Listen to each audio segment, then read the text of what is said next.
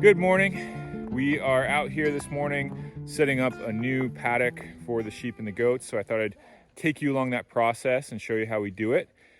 If you are saying to yourselves, you know, Gary, you've been wearing like the same clothes in the last 3 videos, you would be correct. And that is because in this life, it kind of gets simpler that way, where you just kind of have your same dirty clothes. And every day I apply the sniff test.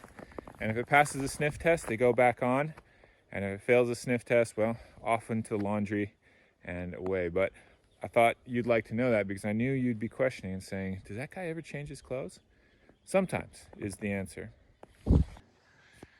So the process of how we make these is we put up these temporary posts first to mark out the outline of the paddock that we want. Okay, so we start things off here on our permanent post that we're using to make the gate, and we started off with a little slip knot right there. So here's this post to make the gate, and then we start going to all of our temporary posts and we connect it in at the level of the strand that we want it. And so ultimately we want 4 strands on here, so we're going to have to go kind of back and forth and make 4 levels with this.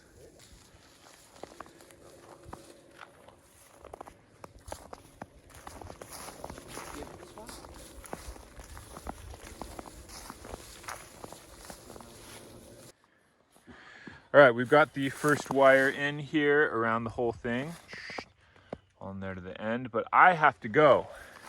So these guys are gonna have to finish this whole one, and this is the only second time we've ever made one of these kind of fences, so I'm leaving them to see if they can figure it out by themselves. And what do you guys think? Can you do it? I'm tired. Yeah, we can do it. Okay, we'll see. I'll come back later and we'll see how things went.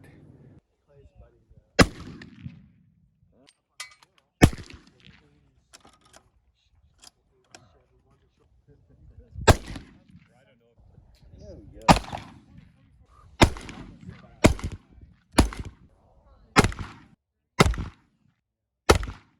So what you just saw was an activity that I broke away from the boys to go to. And that was a group of men from my church that got together to sight in their scopes on their hunting rifles and to get together because it's been a long time since we've gotten together because of COVID, to eat a good meal and to just shoot some guns and firearms. And I know some of you are watching from overseas or outside of the American West or rural America, and the sight of people shooting guns is just a little baffling. I know in a lot of places there's just not an understanding of gun culture, and especially American gun culture. And that's a conversation we should have sometime. I am not some big, huge gun enthusiast, although I do own guns for specific purposes. So we'll have that conversation another day, but I will say that before you pass judgment on guns and people shooting them, I would highly recommend that you, 1, go out and shoot guns with people that do it often, and 2, that you go hunting with a gun. And having done those things, I think you'd be in a much better position to pass judgment on gun culture. So I wanted to come back out here and see how the boys fared. When I left, you could kind of see it on their faces. They were a little bit leery of me leaving them alone to construct the fence. So how did it go, Robbie? It went pretty good. Yeah, I think we got everything done just how it was supposed to. Okay, well here's the sheep and goats. Looks like they're contained, so that much worked. Here you get a little more detail of what this looks like on the fence setup. So this stuff is kind of like a nylon rope with some strands of metal woven into it. It's real conductive, and so far it's worked really good in its shocking capacity. We've got some new stuff coming though that's called poly braid, where it's supposed to be, instead of twisted in, it's supposed to be braided in, and I'm really looking forward to trying that. So overall, Robbie, job well done.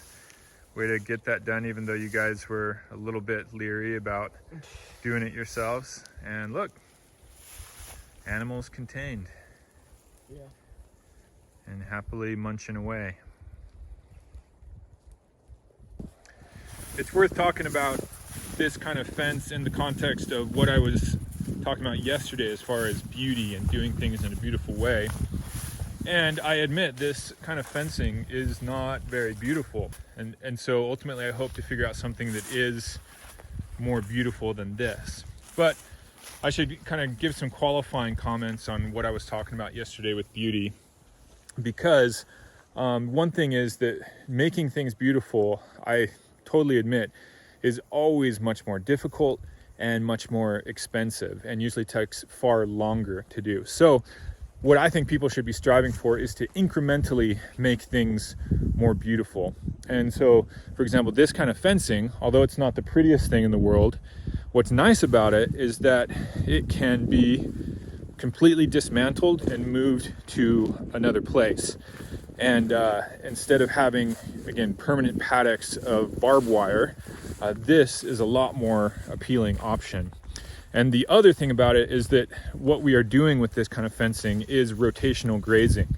And I think maybe I'll talk about that a little more length on another video, so this one doesn't get too long. But the whole concept of rotational grazing and what we're trying to accomplish with it, and how it's good for the land, the animals, for us, for the environment, everything like that, compared to, again, more industrial agriculture processes, that is something that is beautiful. So this is an incremental step, but ultimately if we could figure out some better way of doing this that didn't involve electricity, that used better materials like wood instead of plastic, we're going to do that, and we'll look to figure that out over time.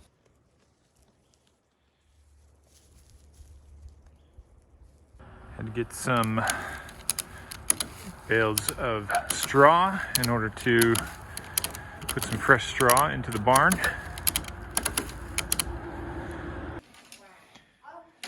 Work, work, my minions, work.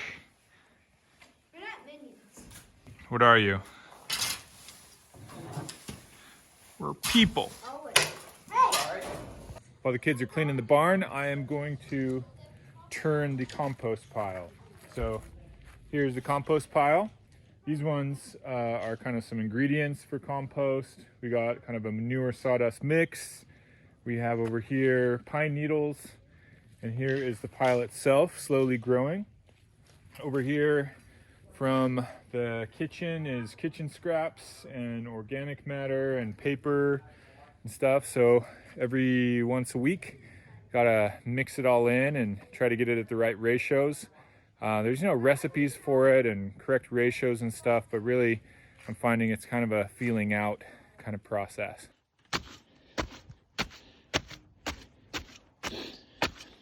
If any of you want to share your composting techniques and secrets, you are welcome to do so, and I will definitely pay attention to them down in the comments. Seriously, the most satisfying thing ever.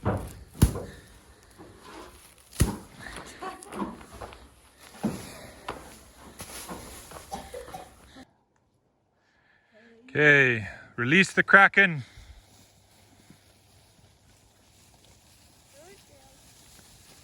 Okay, Owen, keep walking. Show them that you have it.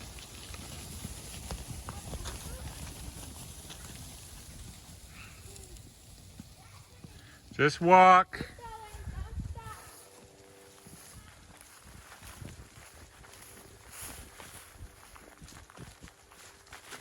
Come on, Owen, keep walking. Don't look back.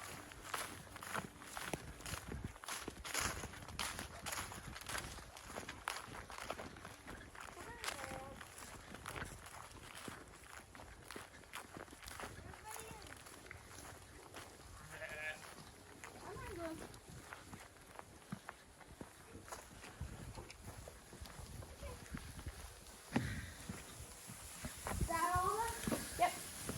All Should I right. let them have it? Fresh hay. Yeah, give it to some of them. Fresh hay. And nice barn for the night. Oh, we should forget to come up. That's funny. Okay, this is Gary, Nuila, and the rest of the family signing off for the day from Mission Top, Farmstead and Ranch. See you tomorrow.